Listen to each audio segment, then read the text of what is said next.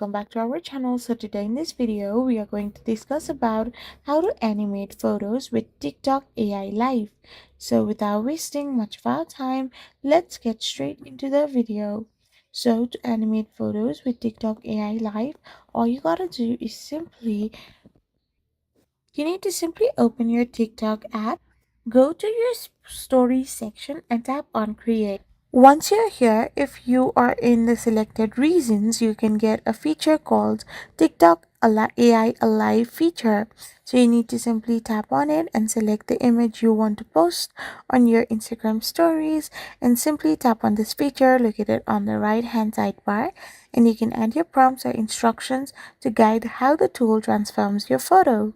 So by doing this, you can simply animate photos with TikTok AI Alive. I hope you found this video helpful, so don't forget to hit that subscribe button and do give us a thumbs up. We will be back again with more informative videos. Thank you for watching and stay tuned for our next video.